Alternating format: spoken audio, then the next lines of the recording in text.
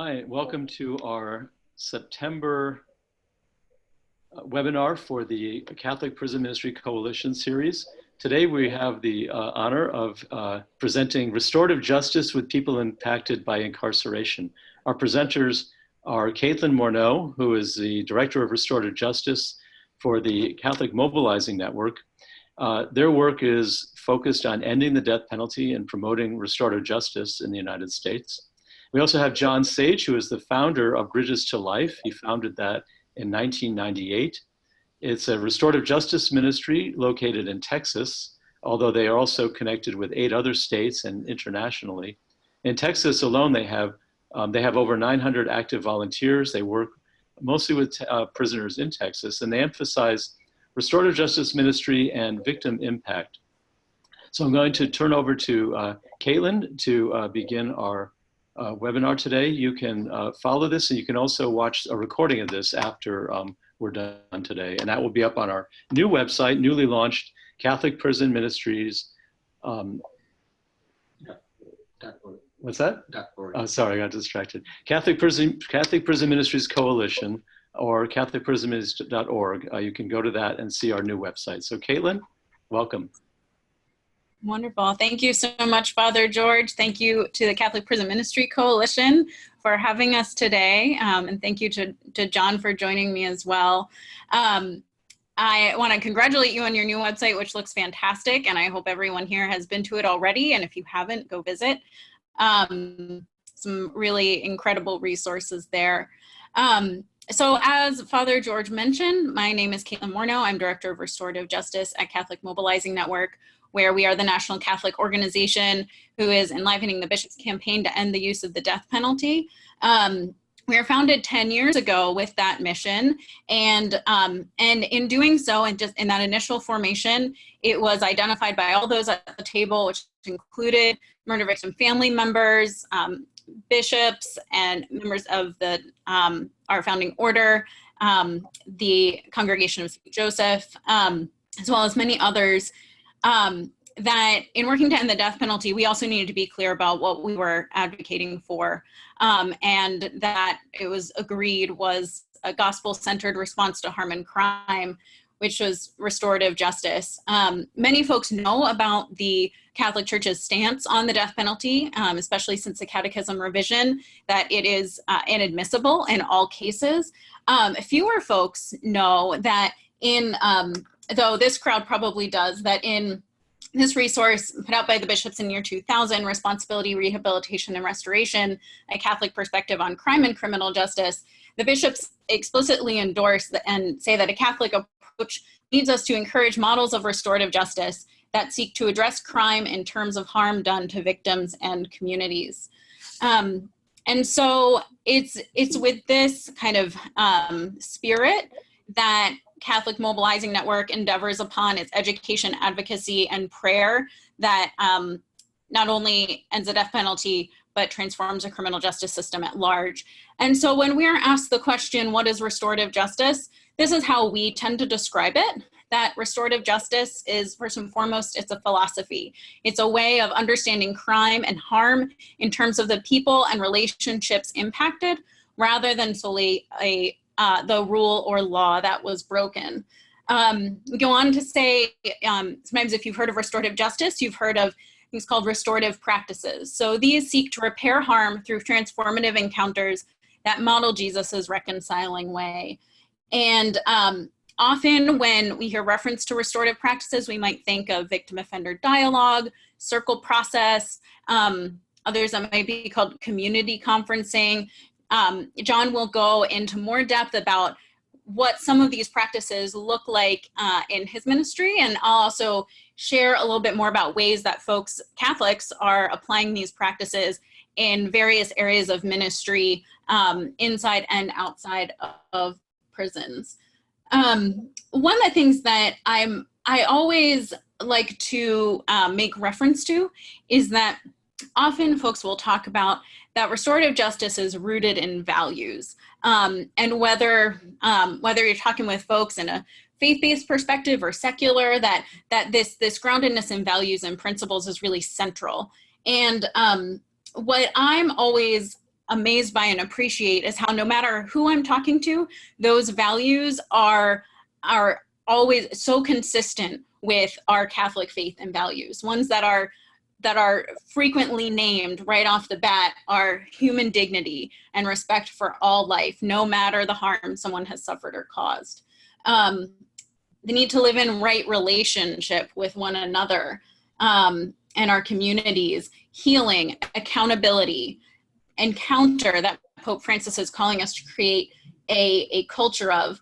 And as we'll hear and see how it's demonstrated in the practices, I'm always moved by the connection with the principle of subsidiarity, that those who are most impacted by a harm or an issue have the opportunity to participate in and have power over the decisions that impact them.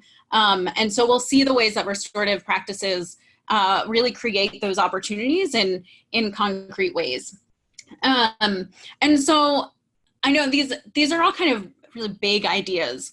Another way that I and others I know find it really helpful to think about how restorative justice compares to our traditional criminal legal system is in the questions that it asks.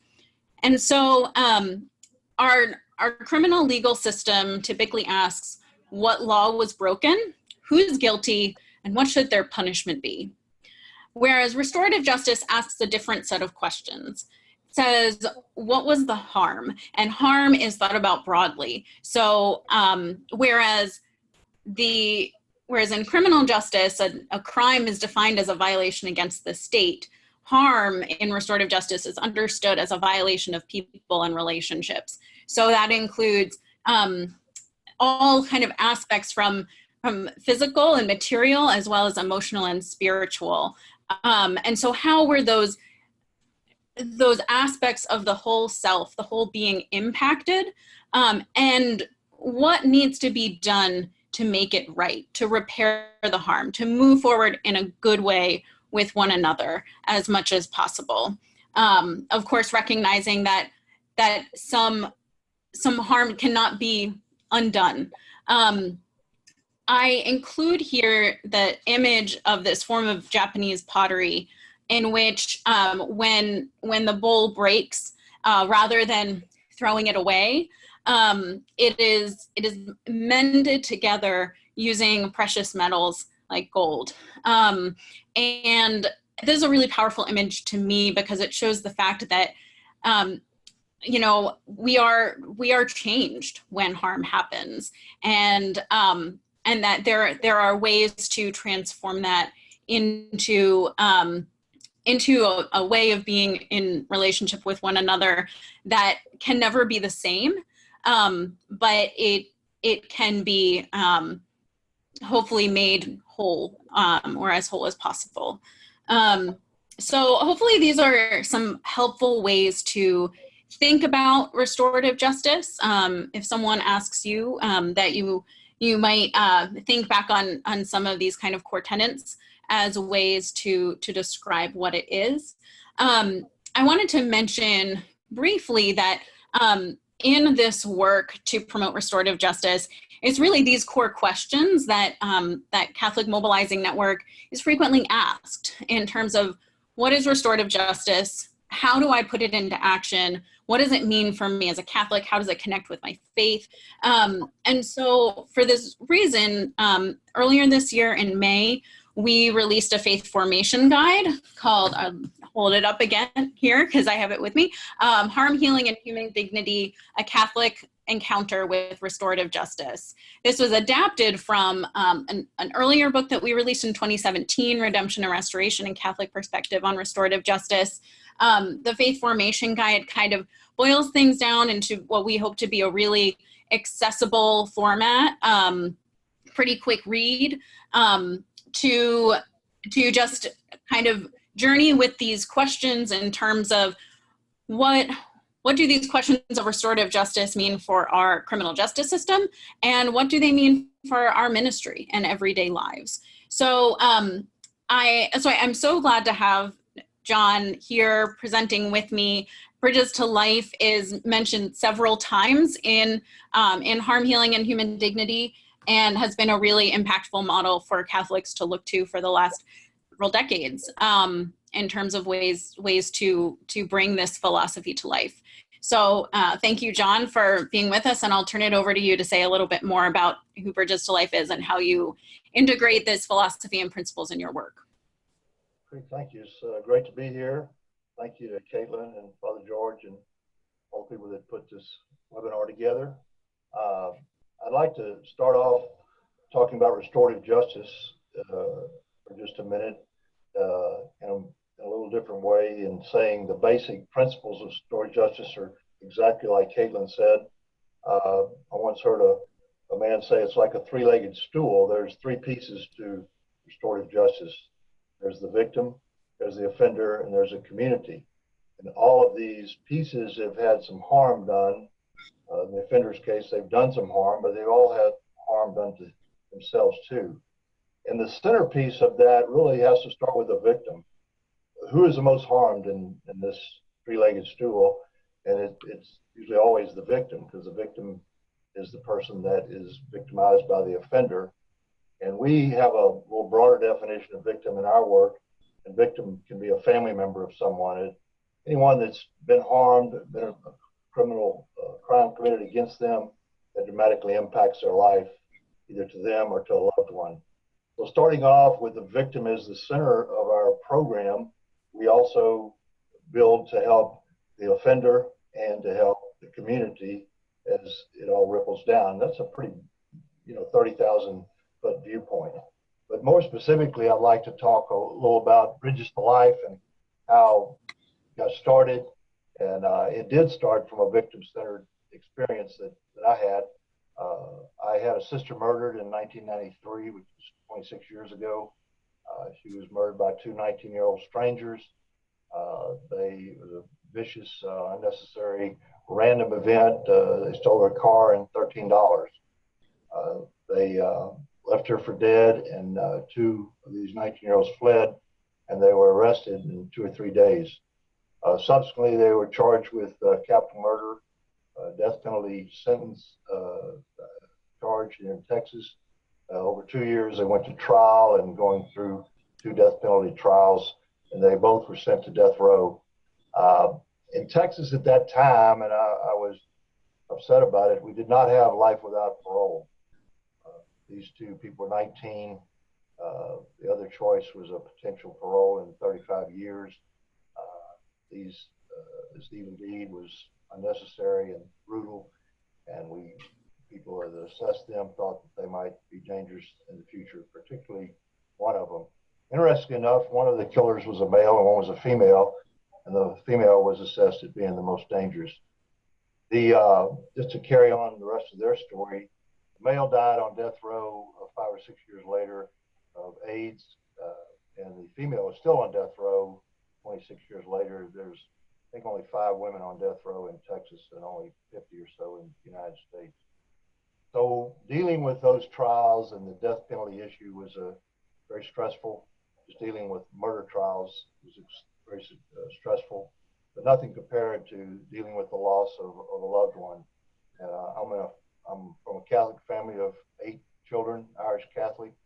And so to see your siblings and your mother, my father had passed away, suffer, and my wife was very close friends with my sister.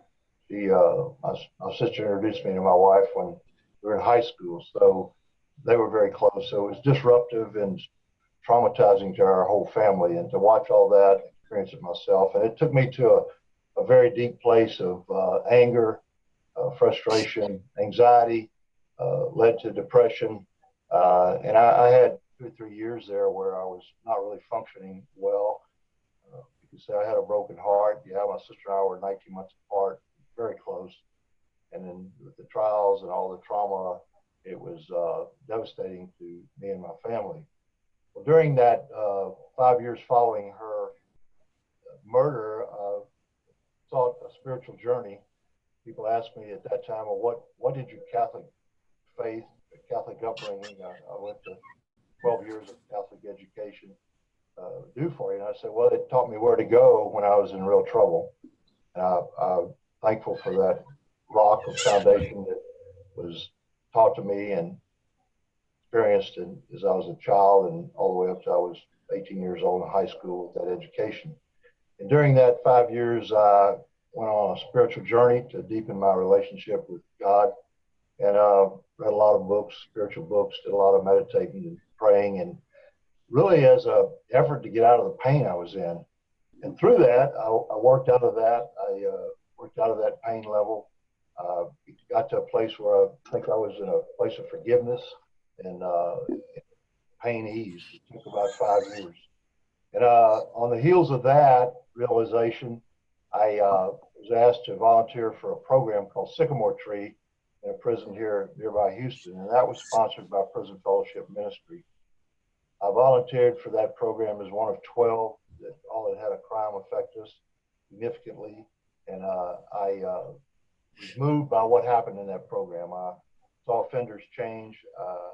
I saw them impacted by the victim story, and I saw the victims change, impacted by the offender story, and there was healing going on in both the offender and the victim.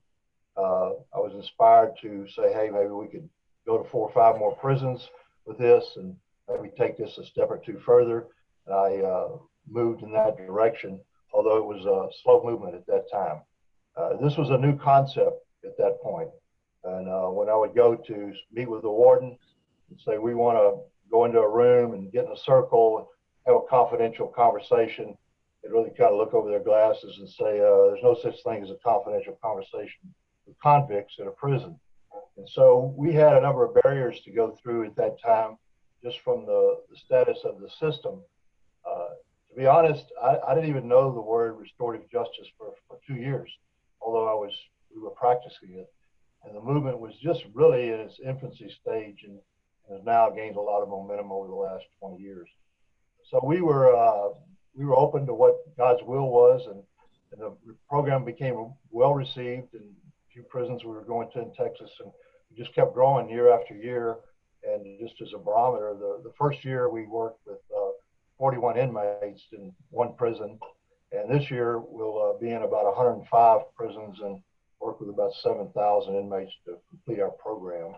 And we went from a group of 15 volunteers to now we have over 900 active volunteers working in Bridges to Life. About 80% of what we do is in Texas, and 20% is outside of Texas. We're now completing most all the prisons in Texas in the next couple of years. So we're going to be making more efforts to go outside of Texas. We're willing to share our curriculum, and we have a great book and study guide that we use to work through our curriculum, and we'll talk a little more about that, and we'll show you our resources. It took about 10 years to develop our curriculum. We kept changing it and modifying it, and it seems to work pretty good. We work in modules of 10 inmates and 2 facilitators. It's a 14-week program. We cover topics such as crime and conflict, faith, personal stories, accountability, responsibility, confession, repentance, reconciliation, forgiveness. And we go through those moral principles, which are really steps that you find in the gospel of Jesus, and take them through there. And it's a combination of working through the book, those stories, some biblical passages on point with those things, and the material we have. We have a book they read. But the personal stories is a huge part of this. Personal stories can be healing. The inmate's required to tell his personal story for 20, 25 minutes in a confidential group, and he has to admit his crime and take responsibility for that. And the weight that takes off is pretty amazing. And then when they hear the personal stories of victims, we have 4 victim stories in front of the whole group during the project. That shows them that they can be forgiven, but it also shows them the harm that's done and what harm is done and how many people are hurt. It starts to develop some empathy. The way that most people in prison were raised, I don't believe their empathy developed as a young person. There's actually a part of your brain that develops empathy, but we have learned that can be tapped into, and if they admit what they did and they see what the harm has done, they can move a long way towards having empathy and being sorry for what they've done and embracing it and the healing that comes about from that is really awesome. We have worked real hard on our organization. We have 20 staff, and as I said, hundreds of volunteers, and we've implemented this to maintain growth, tremendous growth, but also maintain our quality and keep the delivery and impact. We follow these people mainly for recidivism. We have a very good recidivism rate of about 15%. So 85% of our graduates that come back do not come back to prison, which is very impactful in society and affects the community to make it safer. But we see so many people healed in this, and the ripple effect goes beyond the offender. It goes to the offender's family, it goes to the victim's family, it goes to the guards in the prisons, and a lot of people benefit from this, the work that we do. I can't tell you the hundreds of reconciliations that have happened with family members of inmates. They've done everything to get away from their family, to break trust with their family, and to break relationship with their family. And this has helped bring a lot of them back together. If they can have a relationship with their family, then they can move on, and it's really a big boost in helping them go through this process. I think that's a good bit about what our program's about. If we have some time, we'll fill in a few more pieces. I think Caitlin's going to talk about a few other things that fit in this restorative justice category. Okay, John, thank you. And Caitlin, before you start, just wanted to break in for a moment. And for the approximately 90 people who are participating online, if you'd like to address some questions to John or Caitlin, if you scroll down to the bottom of your screen, you'll see a section that says chat. You can type your question in, and then we will respond in the last part of this webinar to any comments or questions that you have. Okay, Caitlin, go ahead. Great. Thank you, Father George. All right. So, like I said, I just think that Bridges to Life is such an incredible, foundational, and holistic model. You know, I'm reminded as John was talking about how, again, in the 2017 book that I mentioned, Redemption and Restoration, John's colleague Kirk Blackard actually wrote a chapter in that book, and in that he talks about what contributes to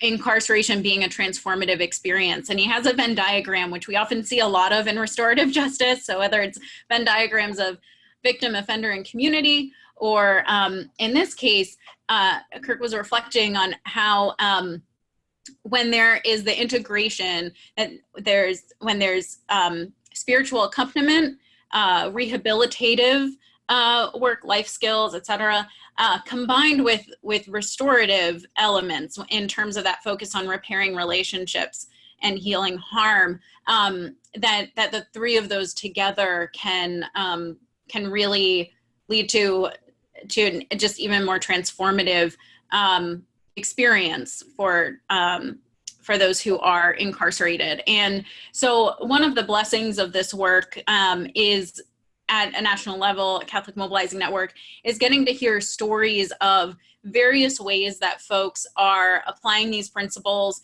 to integrate that element of repairing relationship and those core values, these practices in their ministry. And so I wanted to share just a few other examples because, you know, if someone's sitting there thinking like, oh, I don't know that, you know, the prison where I minister, that they would be open to something like that, or I'm, you know, as John mentioned, sometimes it's baby steps. I wanted to offer a few other models that have been really impactful with those who we have relationships with.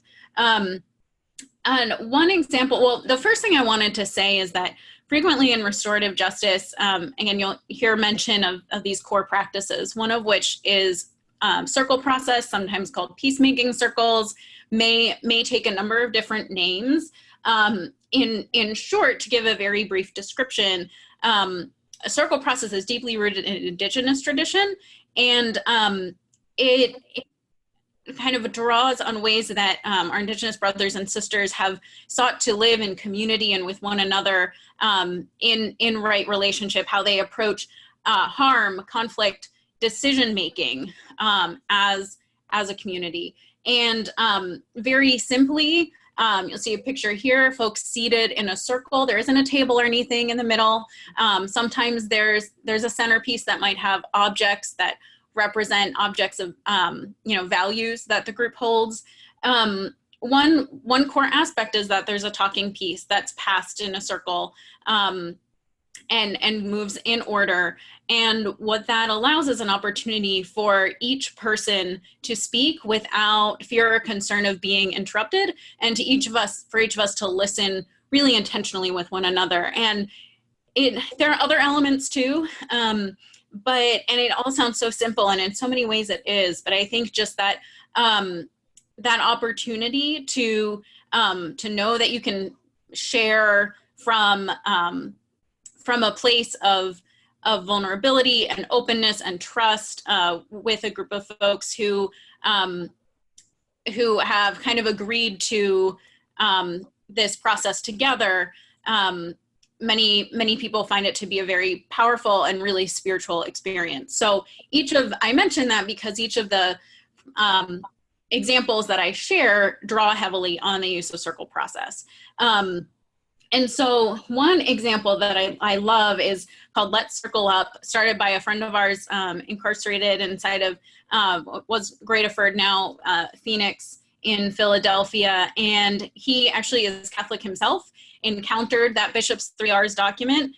It was really a part of his conversion. And he said, how do I do this with my guys inside?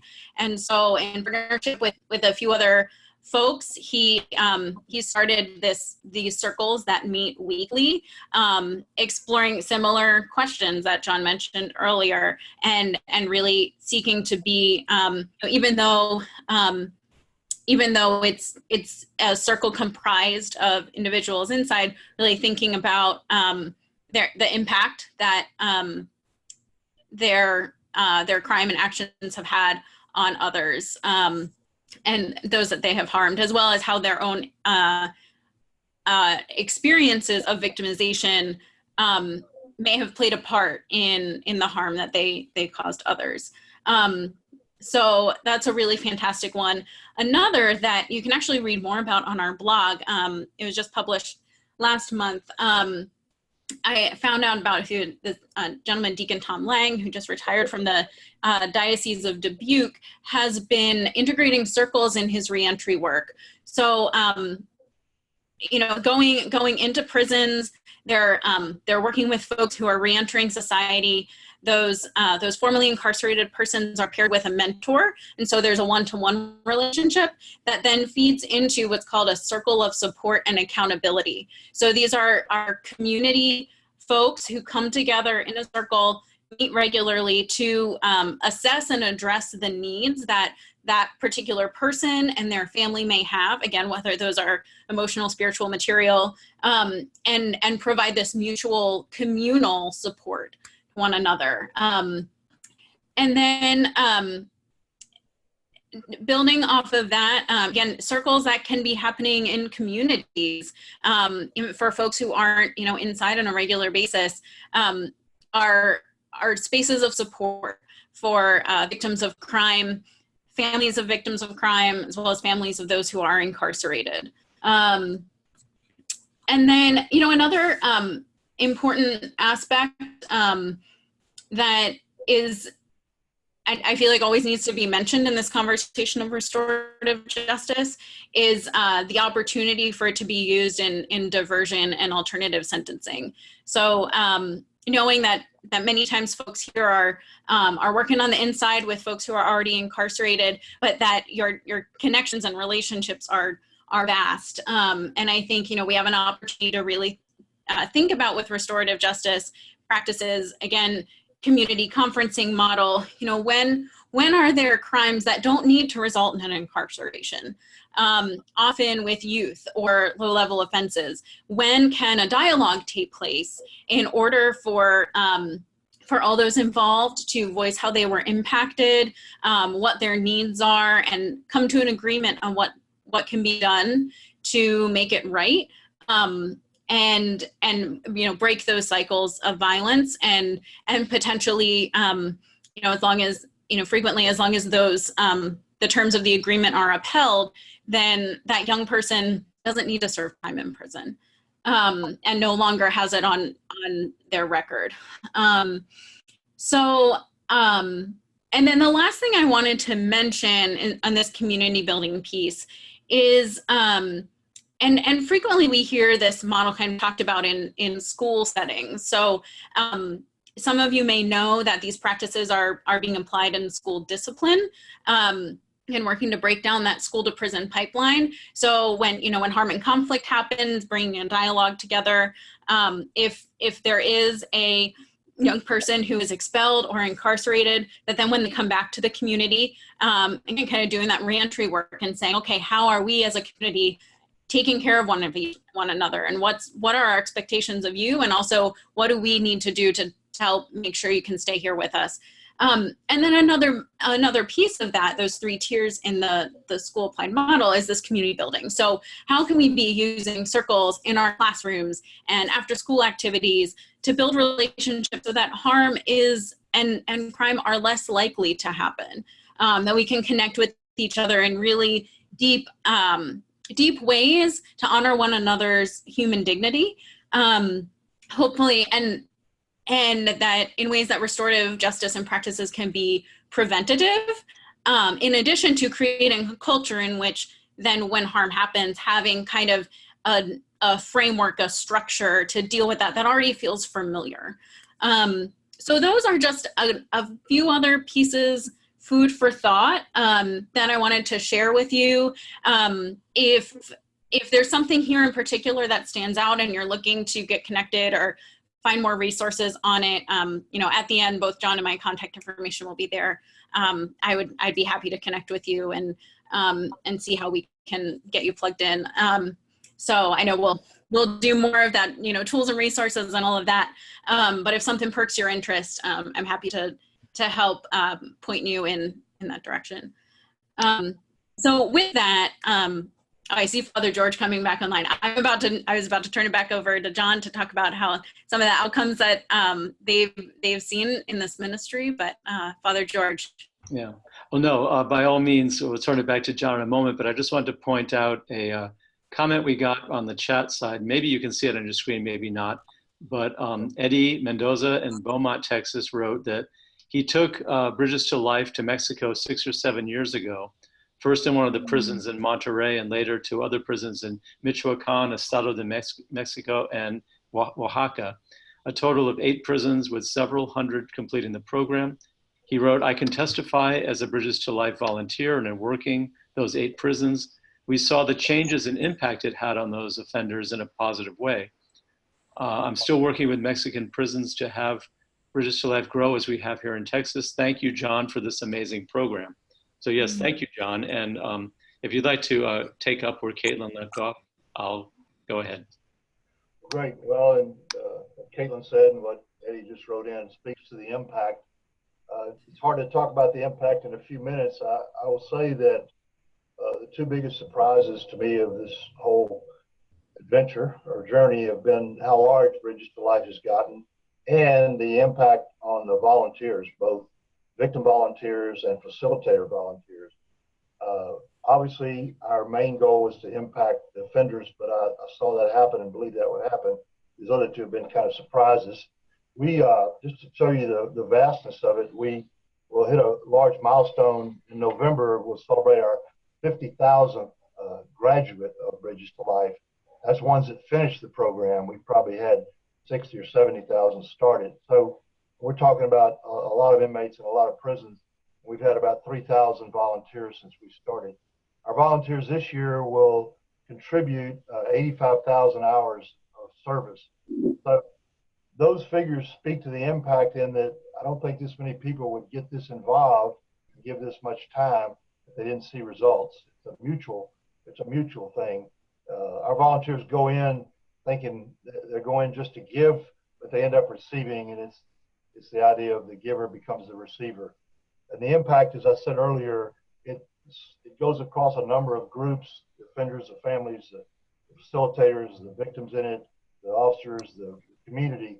And we've seen it affect people in many ways. And the family reconciliations are one of the biggest ways I think that lead to that.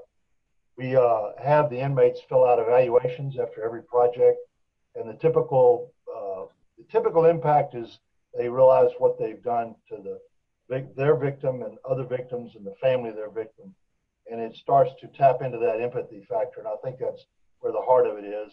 The other another major impact is forgiveness, primarily getting down to knowing that God can forgive them, and many of them already believe that, knowing that their victim can forgive them, most importantly, forgiving themselves.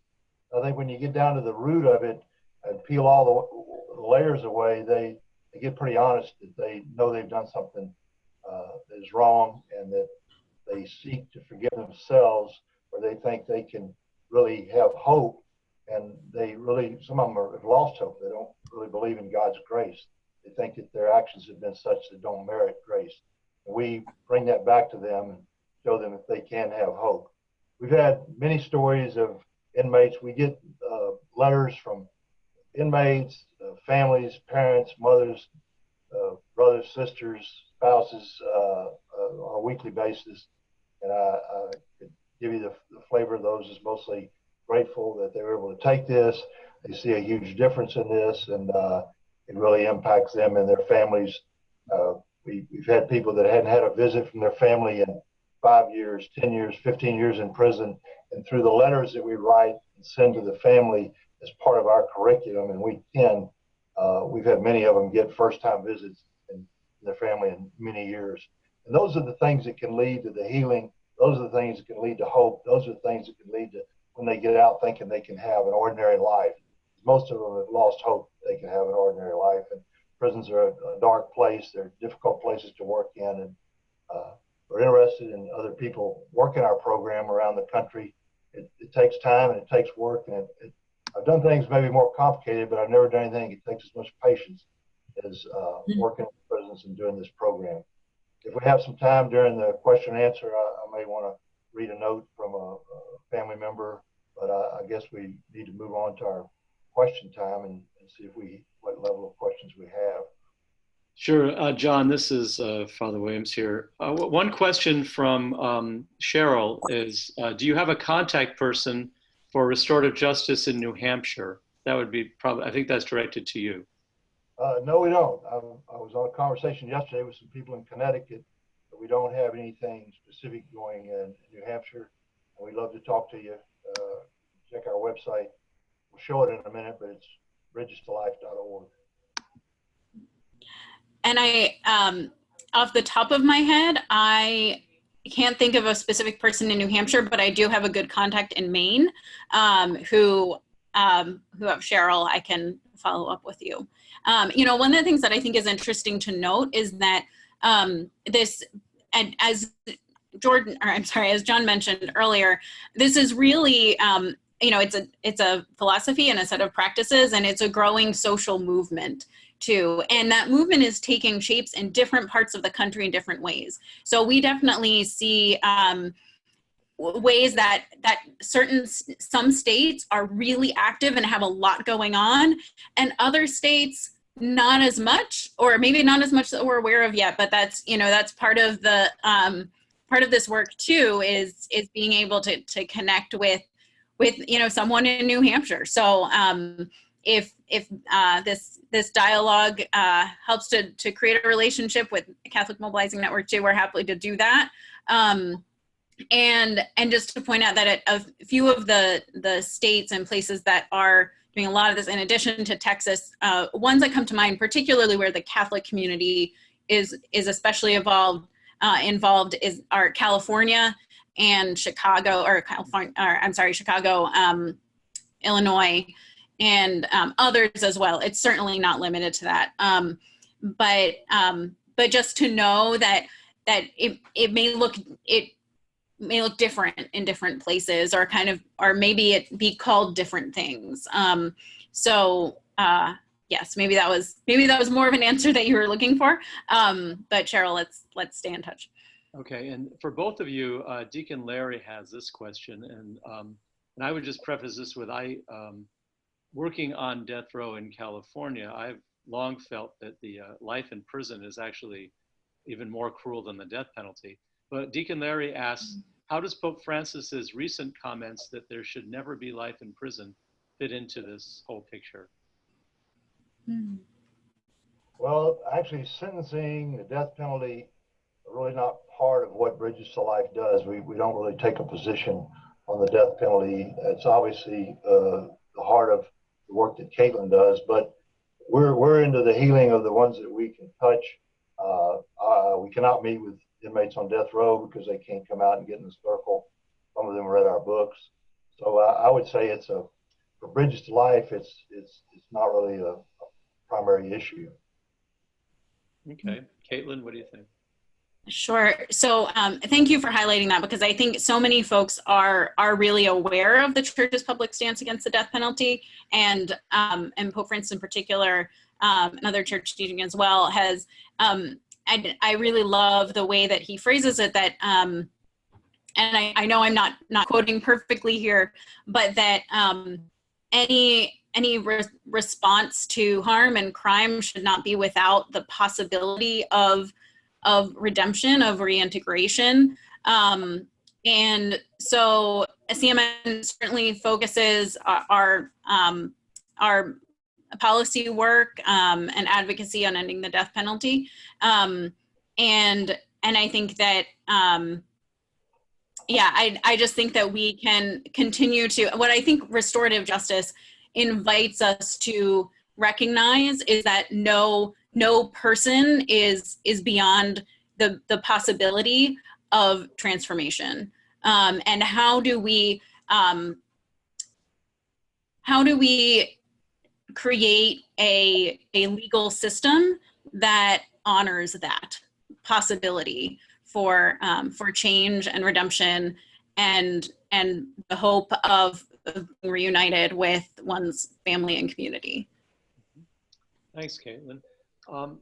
This question, I think, is probably more for John, and this is Mary Iverson asks, have you used the Bridges to Life program in youth detention centers? Yes, we have a juvenile curriculum, and we've been in about 5 youth detention centers. We're currently, one in Houston, we're been in for 10 years, in the Houston area.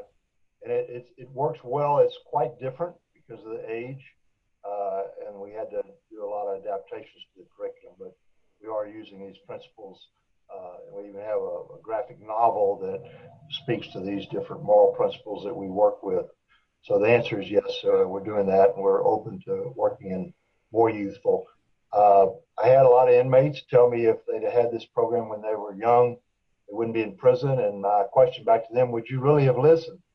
And we find that the juveniles listen, but they don't listen. They're not broken. And, you know, when a person gets broken and goes through some things, the older they are, they're more willing to listen. But I still think we do good with the juveniles.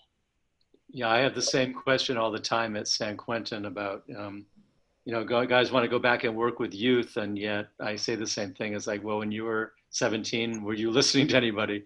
But it's great that you're doing that. Can you say a little more about what's the difference between the juvenile curriculum and your adult curriculum? Well, we just had to tone it down quite a bit and present it in a more simplified way. One big thing is just the handling the group. And we met in groups, as I said, we're up to now 10 in a group of inmates. We went to the juvenile, we tried 6, that was too many. We tried 5, that was too many. So we meet one facilitator with 4. And we didn't want to get down to mentoring because we wanted to help more. But in order to deliver the message, we work with fewer. The curriculum has the same topics, but it's delivered a different way. Some of their homework is more graphic and more visual. And we have to work with them on telling their stories. They're not as vocal as others. Maybe just getting them to pay attention. So it's I didn't know there was that much difference until I participated in the first one. Mm-hmm. It was a test. It's really much harder to work with the juveniles. What about, do you divide with men and women prisoners? Is there a difference in the way you run this, the circles? No, well, we obviously we work in men's prison and women's prisons. We have the same format, same curriculum, the same model.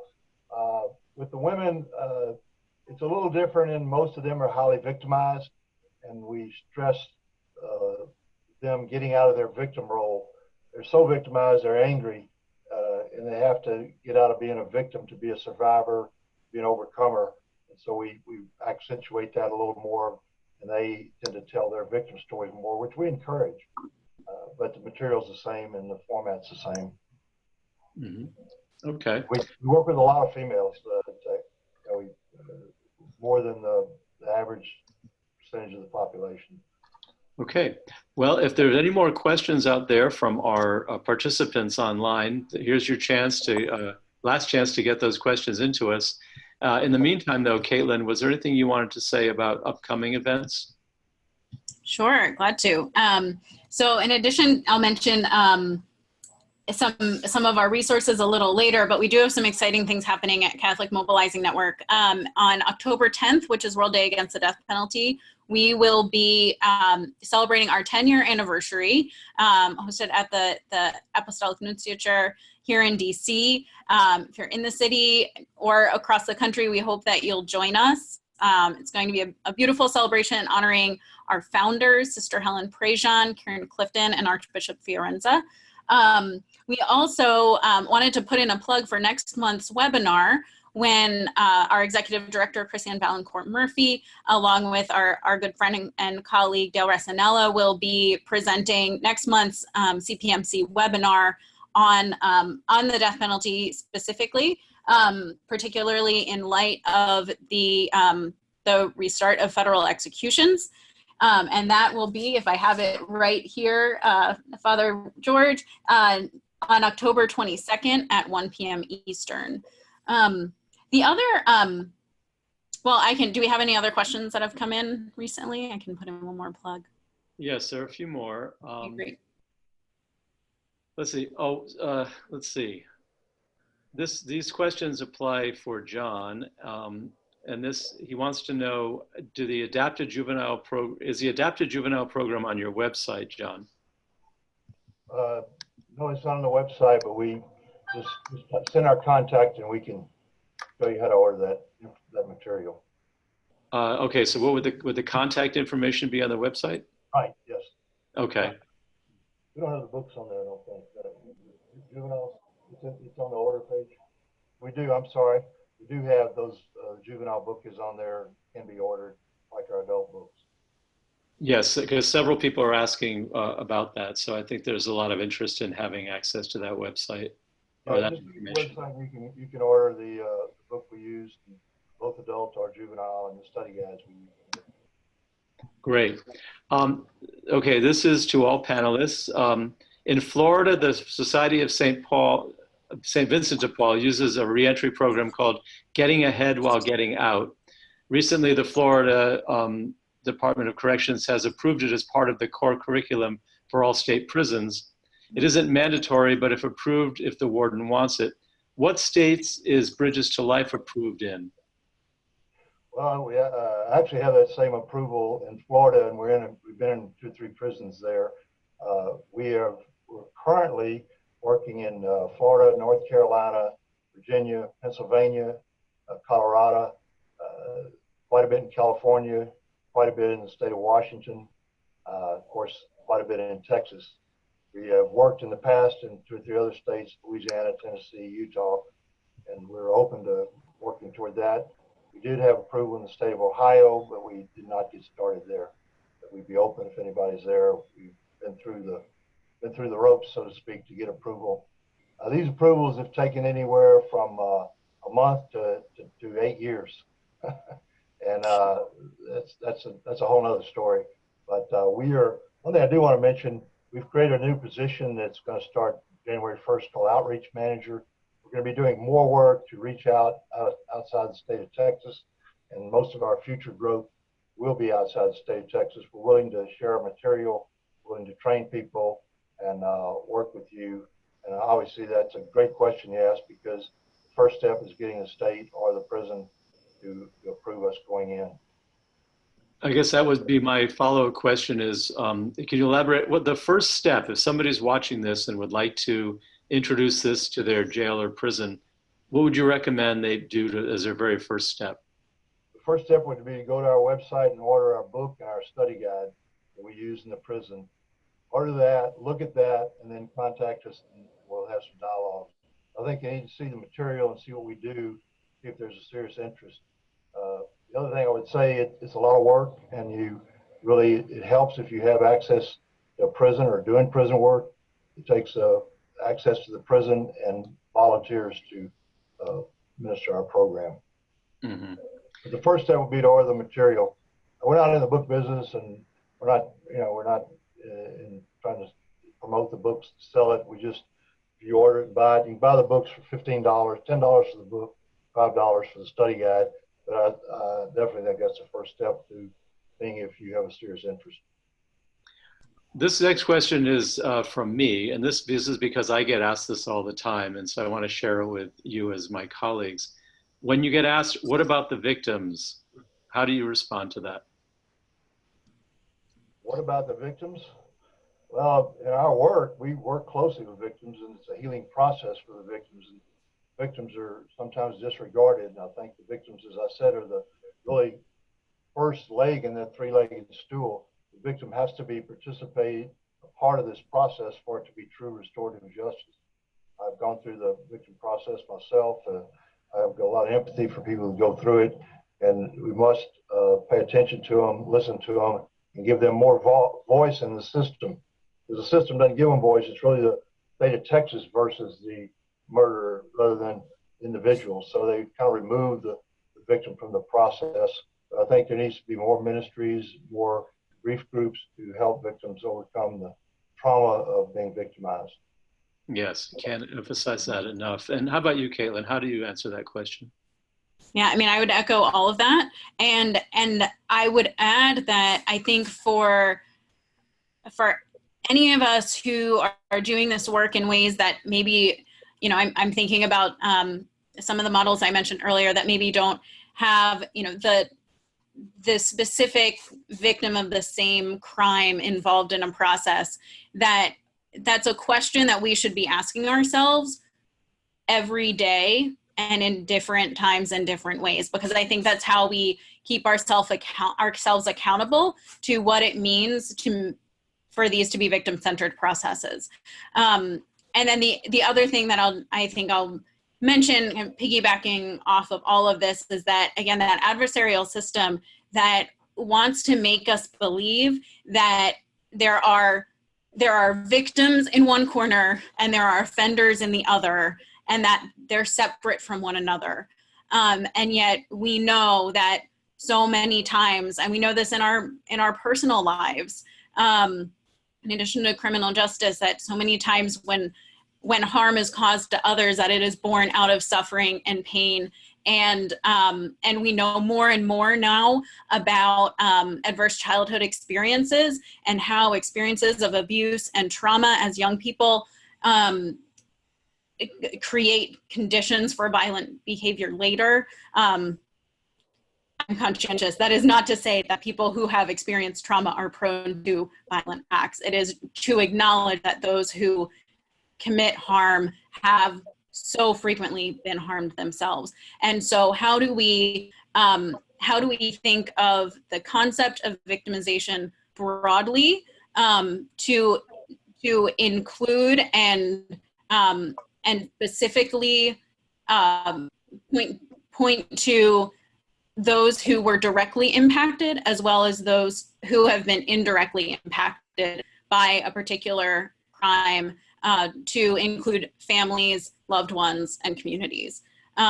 So again, this is kind of a nod to how can we continue to ask ourselves those questions to remain victim-centered in any kind of adaptation of these practices that we seek to employ and integrate. And I might add to that briefly. We encourage our offenders to talk about their victimizations. As you said, most of them have been victimized, particularly the females. And we never let that victimization or difficulties in their life be an excuse for committing a crime. However, we blend that in and show them how that did affect them and how that did move them a certain way, so they'll understand their background. one of my favorite quotes is St. Augustine said, the more you understand, the more you forgive. Well, the more they understand themselves, the more they can forgive themselves and move through that and say, look back at it as something that happened and how do I move past that instead of letting it affect the rest of their life. But I say often, if I had had the lives of most of our inmates, I'd probably be taking Bridges to Life instead of administering it. Because they do have difficult lives, but we never let that excuse committing a crime. Okay, one more question we have time for, and then we'll have a few more minutes to talk about resources. But quickly, Cheryl asks, are you aware of restorative justice programs in the court systems prior to incarceration? Mm-hmm. Yeah, so that's that element of diversion, or sometimes called alternative sentencing, that I referenced earlier. So, and actually, there's hopefully I'll say enough you can find it by me describing it. But there's a really great NPR story recently on some work that's happening here in DC in the prosecutor's office, where basically they're identifying cases saying these don't need these cases can benefit from an alternative process, and how can we kind of move cases and people into that track instead of an incarceration geared track. And so there are increasingly counties, largely the county level, taking up those models. Another one that's mentioned in the Harm Healing and Human Dignity book is the Community Conferencing Center in Baltimore has really been a leading model in integrating that community conferencing. So there are a number throughout the country, and Cheryl, it sounds like maybe we'll follow up and we can talk more about kind of who you're looking to connect with, and I can see how I can. We actually work in 3 county diversionary programs in them, so it works in that arena if they're there long enough. Okay, great, thank you. I just want to break in here with one more commercial announcement, and then I'm going to turn over to Caitlin to discuss in the last few minutes resources. But I want to point out one new resource that we have on our brand new Catholic Prison Ministries Coalition website. If you go to the second item on our menu on resources and sharing ministry, as you scroll down to where it says Jail and Prison Ministry 101, this is a 6-hour-long training that was offered by myself and Father Dustin Fedden back in at the meeting in Mundelein with the National Association of Catholic Chaplains. And what it is, it's basically a very basic introduction to prison ministry and jail ministry for people who are just interested in beginning or who are just early into the process of volunteering in prisons. There's a lot of material in there, but it's very good, I think, preparation for people who are either starting the work or thinking about doing it. So please check out our website for that, Jail and Prison Ministry 101. And so, Caitlin, I'm going to turn it over to you to give us our final word on resources. Sure. Thank you. Oh, I'll go back one more. I know John has some to share as well. Here again is just wanted to share with you about the Faith Formation Guide. In addition to the hard copy booklet itself, it's available in ebook, all from Liturgical Press. That there's an online reader guide where there are videos and other kind of interactive media ways to engage with the content. And just to mention that there are, if this is something that you'd like to share with others, there are discounts available for orders of 10 or more, as well as if you're a diocesan director. If you contact Liturgical Press, they have additional discounts for diocesan directors ordering multiple copies. And I mentioned earlier our blog, which is our Hope Over Death blog, that really seeks to share out stories of what are creative ways that folks are working to end the death penalty, as well as implementing restorative practices in ministry. And so you'll see more examples of ways that folks are doing that there. And I also mentioned that the circle process that's a core practice that sometimes it's, we can hear it described, but then when we have the opportunity to experience it, it's kind of easier to articulate, to share with others, and to recognize its opportunities. And so next month, Catholic Mobilizing Network is hosting a circle intensive in Tallahassee, Florida. If you're in the area, we'd love for you to join us. It's not a training, but it's an opportunity to say, I'm curious about this.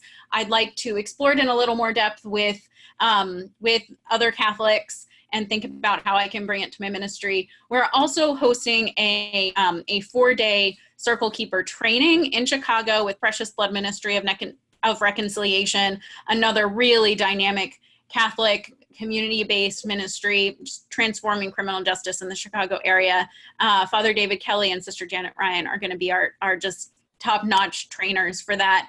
So that's October 16th through 19th. All of this is on our website, which is below at catholicsmobilizing.org. Of course, feel free to contact me with questions, opportunities, ideas. I'd love to hear from you. My email's on the last slide. So I'm just really grateful. She was going to show some resources. This shows our book, Restoring Peace, that we use in our curriculum and our Bridges to Life study guide. Those are what I suggest to be the first step to order online. We also have discounts if you get into ordering 10 or more. And you can study those. The other thing to do, first step, is look at our website. We've got a lot of media videos, a lot of information on there. There's another item here you see on the screen. There's a bomb in Huntsville. This is a recently published book this year, 2019, written by a Lutheran pastor about, it's a great restorative justice book. It's about one particular inmate's journey, about his crime, about going to prison for 17 years, and about taking bridges to life, and also entering a mediation with the parents of the young people that he killed in a drunk driving accident. And I would highly recommend that if you want to get a good feel for restorative justice and the application of forgiveness and Christian principles. So those are the things that I wanted to show. In our websites at the bottom, www.bridgestolife.org, there's contact information. And if you have a serious interest, we'd really like to work with you. And it's been a great pleasure to be on this webinar with Caitlin and everybody else. And Caitlin, you got any closing words? I think we're out of time. No, I think that about covers it for me too. Just wanted to extend another thank you to Catholic Prison Ministries Coalition and Father George for hosting us, John for joining in this dialogue, and all of you for your interest and commitment to transforming criminal justice and being agents of healing and restoration in your communities. We need you. So I think that's all on my end. Thank you. All right. Well, thank you so much to all of you. We hope you have a great rest of your day and that we'll see you on next month's webinar as well. Thank you again.